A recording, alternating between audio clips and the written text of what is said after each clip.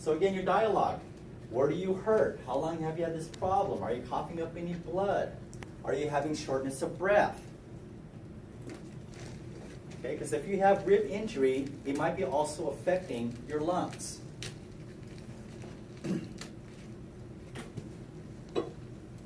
Here are ribs below the diaphragm. Ribs below the diaphragm. So now we're looking at lower ribs. Here in the upright, we want to do it in the upright position for the upper ribs, right? Because we want the diaphragm down.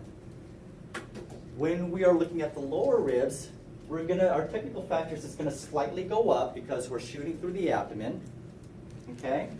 We're going to have them do it on a breath out. And here's the nuance. We're probably going to try to do it on the table. Because when you put the patient in supine, what happens to your diaphragm?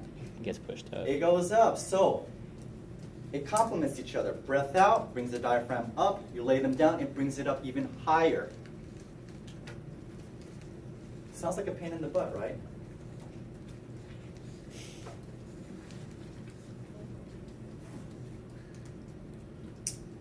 All right. But it's not supine, it's recumbent. Supine is recumbent. Oh, okay. Recumbent just means laying down. Supine is laying on their back, yes. You can explain the low KB and the medium KB, because I don't understand how 65 to 75 is low, but 65 to 70 is medium. I don't know, it's a typo. This right here, Yeah. yeah, that should say about 80. It should say 80, 85. 65 to 80. There's no 80 to 85. Change this to 80 to 85.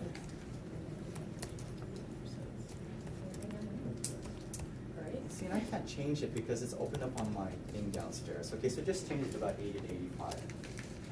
Good question.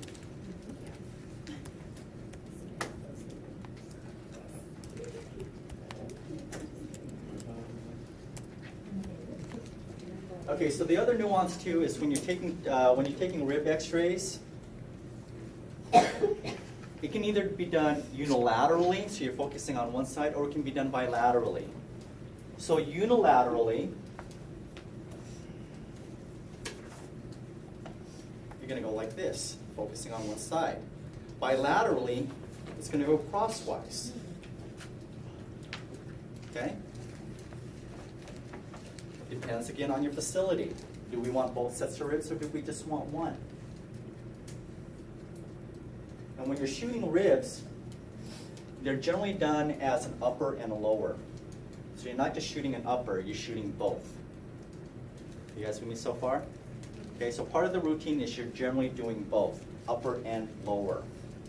So there are 2 shots? There are 2 shots, upper and lower. 2 exposures? 2 exposures, one for the upper, one for the lower. How many more ways can we say this? Try a few more. Okay, 2 shots. Okay. 2 images, 2 studies. Yeah, okay. Yes, upper and lower. All right? So when you're shooting an X-ray, going back to the last couple of slides that we talked about, when we're shooting the X-ray, it says you do the upper upright and you do the lower supine. Or recumbent. I should say recumbent because it depends if it's anterior or posterior, right? So we do a recumbent. Now, in practicality, are you going to shoot one like this and then shooting the next X-ray with them laying down? No. Probably not. So you're probably going to do it either all laying down or you're going to do it all standing up in practicality. Okay? So I tell you how it should be done, but the way they practice it on the field, they probably, again, they're either going to do it all standing up or they're going to do it all laying down. Okay? It's just easier for them, less work. Just to save that 1 minute, huh? Just to save that 1 minute. Maybe that 1 minute times 20 patients. Right. Exactly. All right. You guys can look over the alternate modalities here. Okay, some pathology, and then we'll start talking about the position. So here we have Pectus excavatum. Oh. Yeah. Sounds like Harry Potter. Sunken chest. Pectus excavatum. Yeah, so this is a funnel chest or depressed sternum. It's generally congenital. Then we have here, is this out of your book? Yeah. It is out of your book, okay? And then we got Pectus Carinatum, which is pigeon breast. anterior protrusion of the lower sternum. And again, it's specific to the lower sternum. It doesn't have anything to do with the upper, but it's the lower sternum. Huh? Most of people, they have that It's like gynecomastia. A bone instead of. Yeah. Rib Yeah. fractures. Can you guys see the rib fracture on this patient here? Barely. Yeah. Yeah, you can see barely here. I don't know why they're pointing here. I don't know what this is about, but there's your rib fracture there. Is that anterior or posterior rib fracture? Posterior. Posterior. I said posterior, someone said posterior. You can say it both ways. Okay. Here we go. All right. I looked it up. Posterior rib fracture. Is this a young patient or an older patient? I just tell you right now, it's a child. It's a child. Huh? Because you can tell. You can just tell by you can tell by the ribs the size of the heart. It's a pediatric patient. What's all the white stuff? That's why I'm saying I don't know. This right here. No, no, no, no. Where the arrow is, like there's a lot of. This right here. No, no, no, no. Where the black arrow is. Like Here. what's all that white stuff in there? All this white stuff. All that's the heart. This is the heart shadow. The whole thing? Yeah. Oh, that's right. It's a kid. The heart shadow. That's right. You're like, what did that kid swallow, dude? Well, no, I just didn't realize the heart looked that big in a child. It's got nowhere to go. He's all In heart. comparison to the adult. Here we have some more rib fractures. I think the arrows are a little bit off because the arrow should be up here. Yeah. Oh, yeah, yeah. There's a fracture there. There's the fracture, there's the fracture. So I don't know what these arrows are pointing to. But can you guys see that? Mhm. Here, and then you just kind of, it's jagged right there, and it's jagged right there.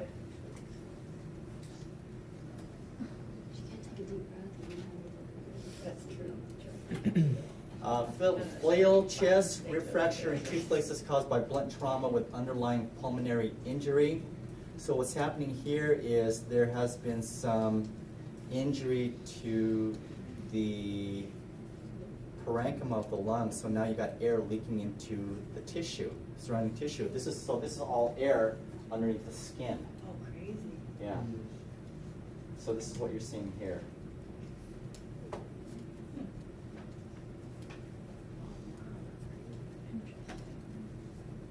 What else do we have here? Osteomyelitis, bone infection due to post-operative complications of open heart surgery. So that's just, when you have open heart surgery, they have to crack the sternum open, and then they suture it back with metal wires. And if it doesn't heal properly, you can end up with osteomyelitis. And it looks pretty nasty because you have the infection and you have pus seeping out of the That's all you had to say. surgical site. But it's really hard to see. I mean, you really got to have a keen eye for looking at osteomyelitis under X-ray. Okay, so let's do the routine view. So here we have the sternum. So the sternum is going to be done RAO. RAO because you're placing the sternum as close to the image receptor as possible. Do we need a large image receptor or do we need a small image receptor? Small. Small image receptor, okay. So the entire sternum should be visualized with correct rotation. The proper rotation for an RAO sternum is between 15 to 20 degrees obliquity. Right side closest to the image receptor. Okay, so all you need is between 15 to 20 degrees. It removes superposition. Your optical exposure factors, we're talking about low KV breathing technique. So, first of all, if you have your patient like this, how do you know where the level of the sternum is? So I'm just going to show you a simple way of doing this. Position them in an AP position. Okay? So you're going to go from the manubrium to the xiphoid process. Central ray is going to be mid-sternum. So here are your 2 points. Manubrium, okay, xiphoid process. Find the center between these 2 spots. Okay, mid-sternum. So now you're leveled where your mid-sternum is. Okay, have the patient step out of the way, line up your Bucky, so now it matches your light field. You guys following? Mm-hmm. And the last thing you do is just Put the place part in them the up on the middle. board, flip them over. Okay? placing the sternum in the crosshairs of your image receptor, your wall bucket. You'll see where the crosshairs are, so now just place the sternum over that area. Okay? Now, can this be done on an AP projection? This is a PA projection, right? Can we do it in an AP projection? Yes. You can. So then what would your position be? If this is an RAO, if I'm doing it this way, LPO, it's right? going to be LPO, the mirror. All right, so now it would be like this, 15 to 20 degrees. But we cannot have it RL, no, LAO. because No, you of the can't do an heart. LAO. Okay, so that brings up my next point. Why do we do RAO and not an LAO? The heart. Sternum closer Okay, to the- because we're using the heart shadow as a backdrop. If you do LAO, it now throws the sternum over the lung field, and you're going to burn it out. Because you're shooting right through air, the sternum is a thin bone, it's going to look black. So we use the heart shadow as a backdrop to better visualize the sternum. Good question. Okay? So the whole purpose of the breathing technique is it blurs out the lung markings. Hopefully it'll blur out the rib markings. And also because the heart is used as a backdrop, the heart shadow is going to be blurred using that as a backdrop for your sternum. Okay? Any questions here? So that's your RAO. So it can be done in LPO. Again, if your patient can't do your textbook examples due to their condition, this is where you have to become thinkers. You have to come up with a way to get that same view based on your patient's condition. You know, someone who gets in a motor vehicular accident, major trauma, major accident, they may not be able to stand up for you. They may not be able to lay on the table or up on the board because they're weak. They may be sedated, so they may not be able to stand up for you. Now you got to figure out, well, how am I going to get that same view? Okay?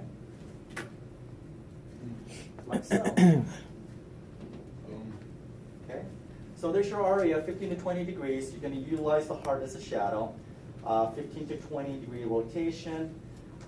There is an LPO option where the patient is laying flat on their back. So you can either rotate them on an LPO, but if they have neck brace or on the backboard, instead of rotating the patient, you're going to come in an angle with your X-ray tube. Okay. So this is the same thing as this is an LPO option with an angle going from right to left. This is the same thing as placing the patient on an LPO position. You guys understand what I mean by that? Mm-hmm. Because here's your patient, here's your tube. It's your tube that's oblique. Yeah, so if you put your patient in LPO position, now your tube is perpendicular and your patient's LPO. So this is the same thing. Does that make sense? Mm-hmm. All right.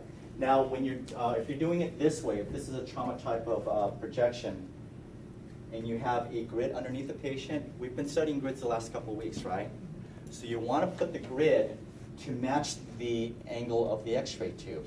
Otherwise, if you're not matching the angle of the X-ray tube, what's going to happen? Grid cut off. Grid cut off. Okay. So this has to be crosswise. Grid has to be crosswise to match your beam projection. All right.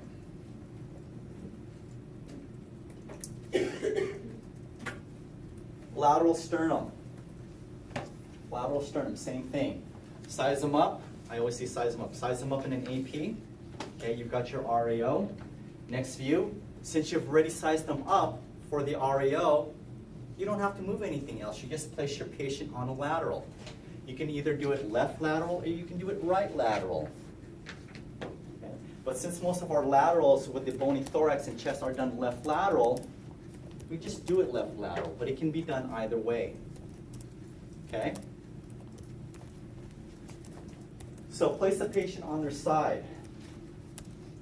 Arms can be placed down by their side like this, or what I like to do is I have them put their arms behind their back and have them stick their chest out if they can. Okay? It just gives you it just stands out a little bit better than just neutral. Have them stick their chest out if they can do it without any pain. Okay? The central ray is going to be directed again mid-sternum. It's considered like a tangential view, so I'm not shooting through the chest. Central ray will be right at the sternum. Okay? But also keep in mind, my sternum, okay, I've got muscle here, so my sternum is going to be slightly back from where my breast muscle is. Breast muscle? My pectoral muscle is, right? It's going to be somewhat behind The that. pectoris major. Yeah, so keep that in mind when you're doing the lateral. Right? So there's going to be some press tissue in there. Sorry about my hands. I just can't put them away. You got busy hands. Calm down, Beyonce. Yeah. See, like so. So it's going to shoot right through the muscle and direct that to the sternum. Okay? Now for lateral sternum, do we want them breathing? No, okay. So for sternum, you just have them hold the breath. They don't have to take a deep breath in, just tell them to hold their breath. Okay? All right.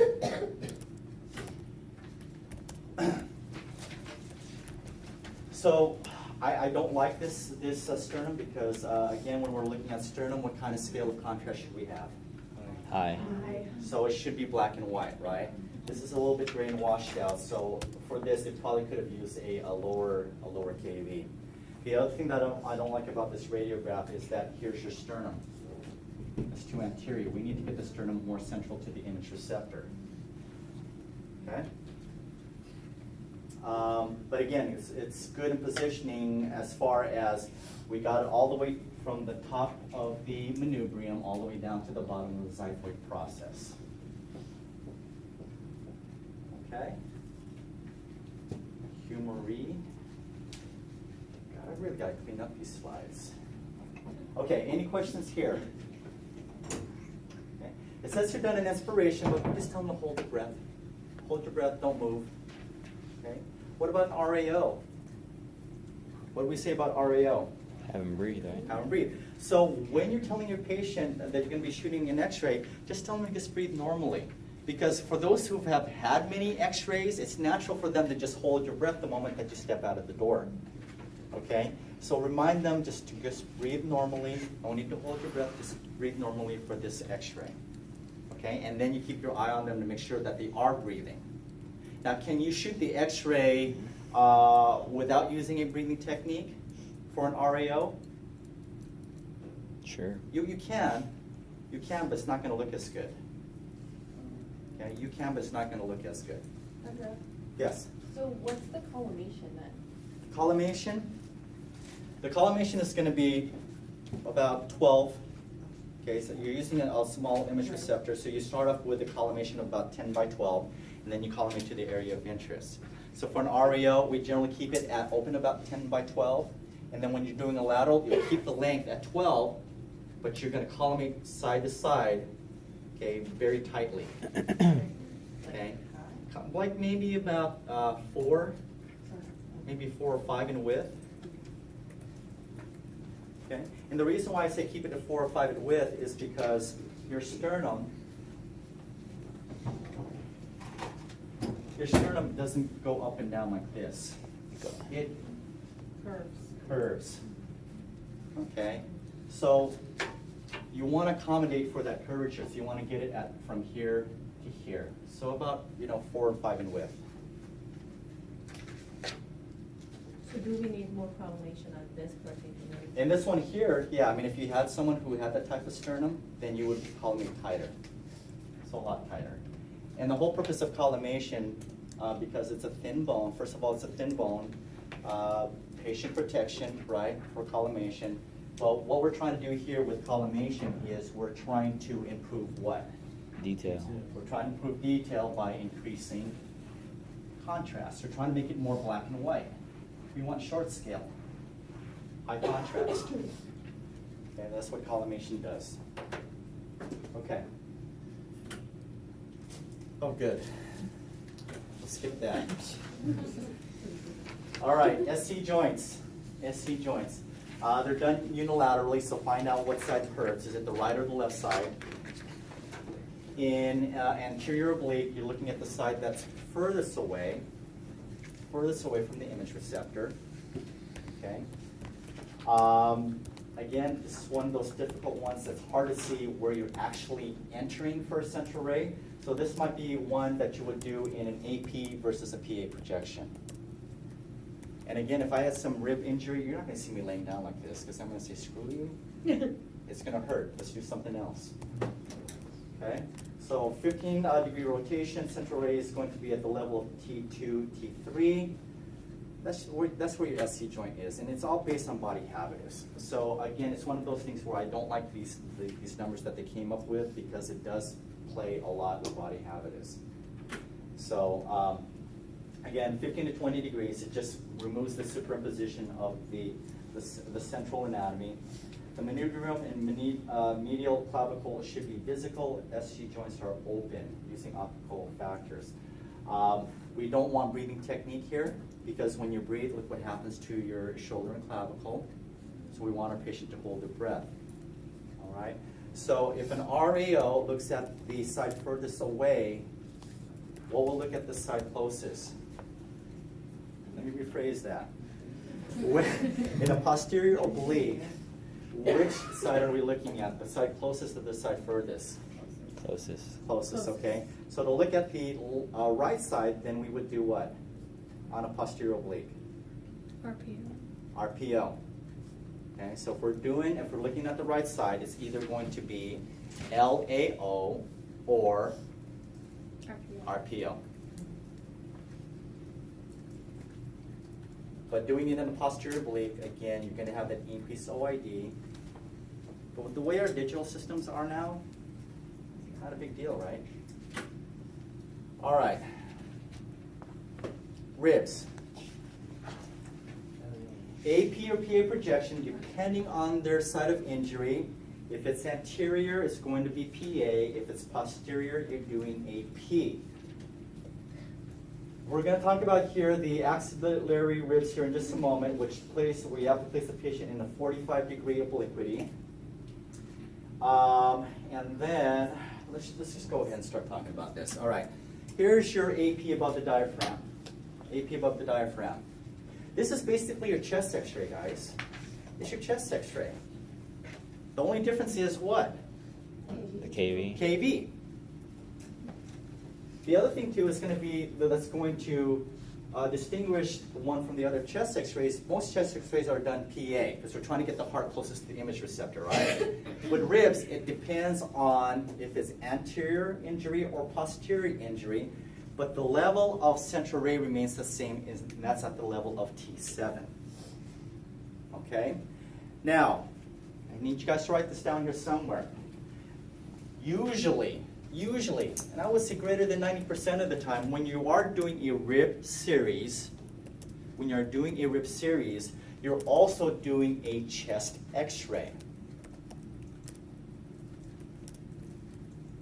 Okay? A chest x-ray is generally included in a rib series.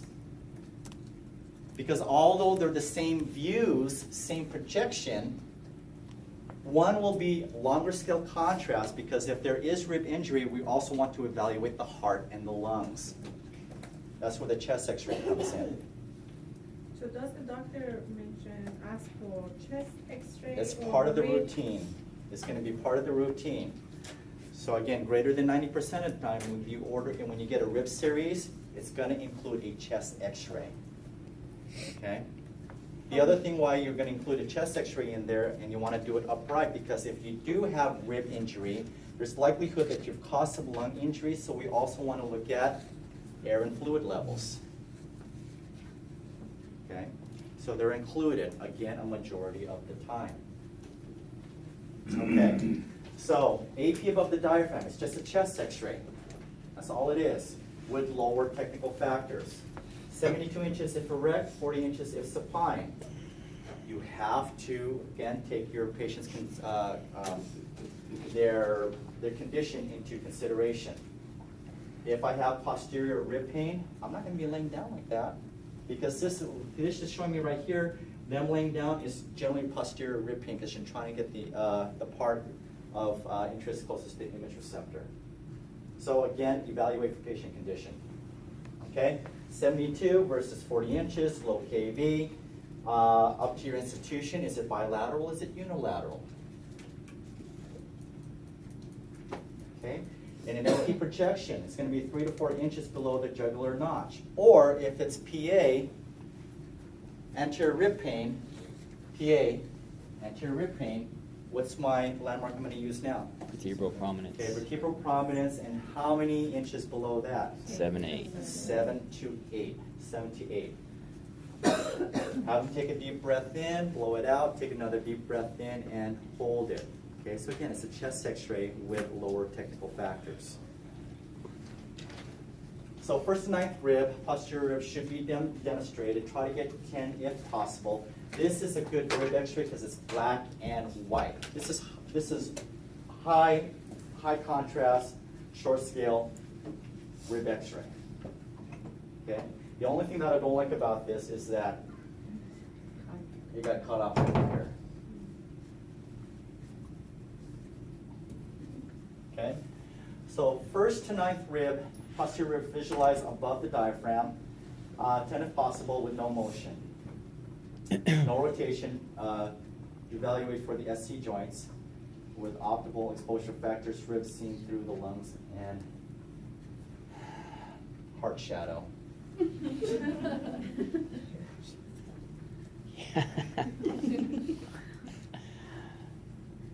apologize for these slides. Okay. AP below the diaphragm. AP below the diaphragm. So now we're looking at the ribs around the abdominal region. We do it supine. Again, the book says to do it supine. Why?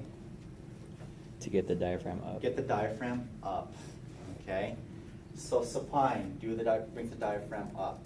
Also, what's going to help us visualize the lower ribs is, are we going to do it in inspiration or expiration? Expiration. So take a deep breath in, blow it out. Take another deep breath in, blow it out. Now hold it, hold it, hold it, hold it. Take your exposure. Okay? Central ray is going to be directed between the xiphoid process and the iliac crest. Xiphoid process and the iliac crest is where your central ray is going to be directed. Do you guys see anything else in which you can use as a landmark to help you with your image receptor placement? Okay, so your central ray can be xiphoid process and iliac crest, or just place the bottom of your image receptor at the top of the crest, and then line it up accordingly. Okay.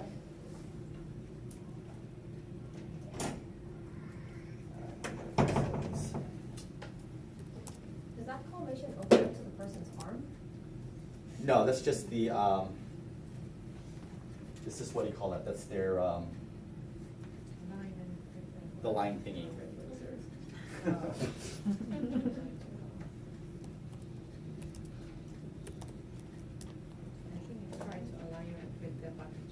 Yeah, this the beam alignment. Okay. So 8 to 12 ribs should be visualized with no motion, no rotation. But when you're looking at this, does it look a little bit blurry down here? Mm-hmm.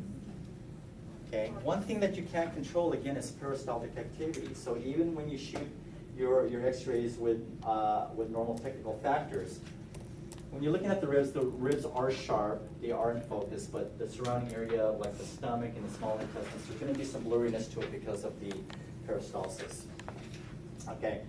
So spinous process in the middle of the spine, head of rib not superimposed on spine, ribs seen through the dense abdominal organs. Okay. So here we have bilateral rib, lower rib, laying down, diaphragm goes up, done on expiration. Bless you. Okay, any questions here?